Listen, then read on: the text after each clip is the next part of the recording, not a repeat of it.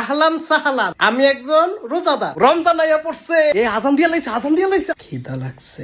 কোনো সমস্যা নাই, আমি কিন্তু একজন রোজাদার। তুই ইফতারির পরে দেখা করবি, খাইছি ইচ্ছা মতো। বেগুনি বেশি বিড়া বানাইবা, আমার একটা আলুর চপ দিবা, পেটটা খালি ডাহে। গরম গরম পেঁয়াজু খাবো, জিলাপি, রেশমি জিলাপি, বউ সারা, এটাই শেষ রমজান। হুজুর আজানটা কখন দিবেন? আজানটা দিয়া লোক খালি সব খাইলাম। আমি কইলাম রোজাদার, আজান দিছে। রোজা রেখা ফিরিতে লাভ করতে নাই। এমন না যে বেশি খিদা লাগছে, বেশি একটা লাগে নাই।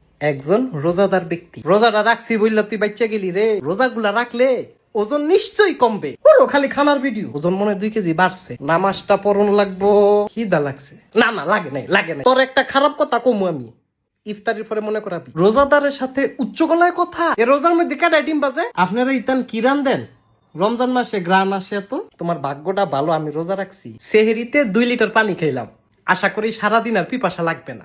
সেহেরির সময় শেষ। এটা যদি রমজান মাস না হইতো অনেক ভাত খাইলাম হইলে। রোজাদার, একজন রোজাদারকে যদি তুমি একটু কষ্ট দাও, লাল বাতি জ্বলাই দিবে।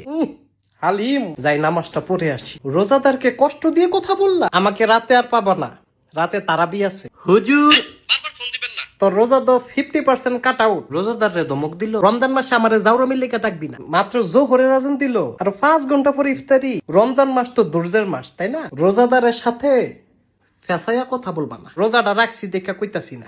এই কাবাবের ছবি দাও, যত সব আলুর সব। খিদা কিন্তু বেশি একটা লাগে নাই। কি বাবু চিপস খাও, রোজা রাখো নাই? আমি না বাবু। বাবু হইলে কি হইছে, একটু কমায়া খাও। তুমি অনেক খাম করো, আমি দেখছি। আব্বা হালি মাইন্য কইলাম, রোজা রাখছি তো আমি নাকি? হ্যাঁ চাপেন, আজান দিয়া লাইছে।